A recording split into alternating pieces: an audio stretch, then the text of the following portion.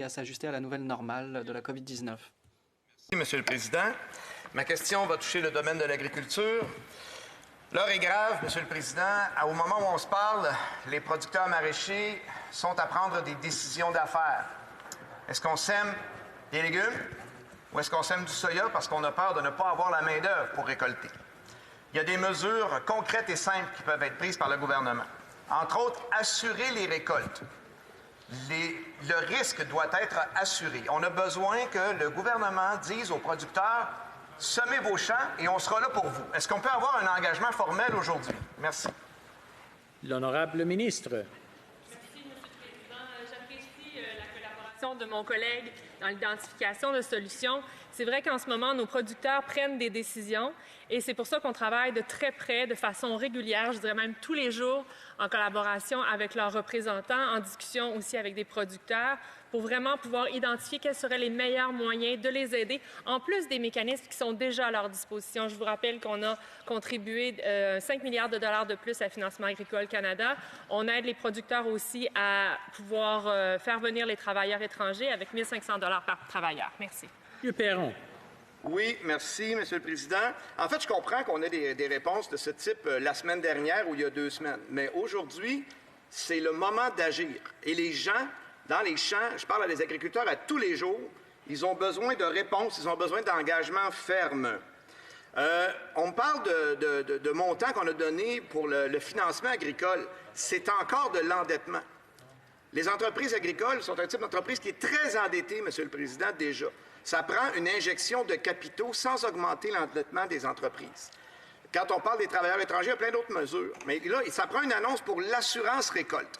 Il y a moyen de le faire avec AgriStabilité de façon permanente. Il y a moyen de le faire de façon urgente aussi avec un fonds d'urgence. Alors, je reformule ma question. À quand allons-nous avoir une annonce à cet effet? Merci. L'honorable ministre.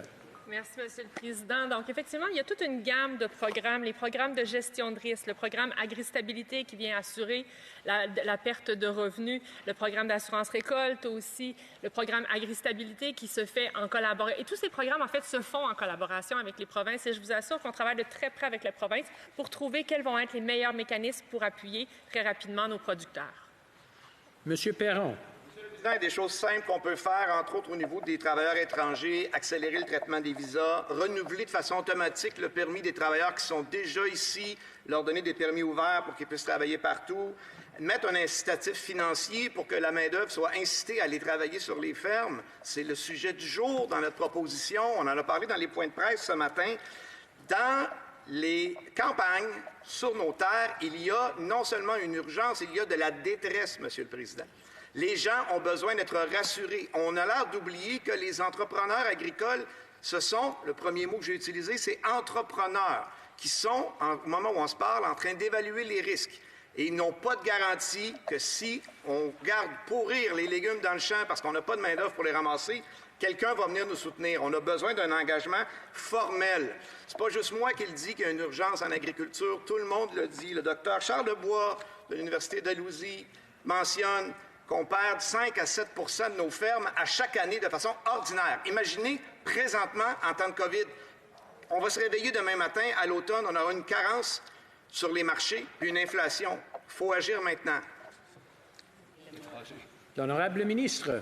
Encore une fois, Monsieur le Président, je veux rassurer mon collègue que ces discussions, ce travail se continue jour et nuit avec les partenaires de l'industrie, avec les producteurs, avec les transformateurs, avec les provinces de façon extrêmement importante. Il y a des programmes qui existent déjà.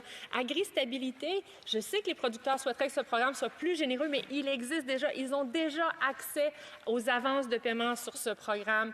Et puis, il y a différentes initiatives provinciales aussi qui ont été mises en œuvre avec un financement à 60 % de la part du gouvernement fédéral, 40 % de la part du gouvernement provincial. Donc, ce sont de multiples initiatives qui ont déjà été mises en place. Et je vous rappelle que le gouvernement fédéral transfère des fonds aux provinces qui peuvent bonifier les salaires des travailleurs essentiels, notamment des travailleurs de l'alimentation. Et c'est d'ailleurs ce que le gouvernement du Québec a fait en offrant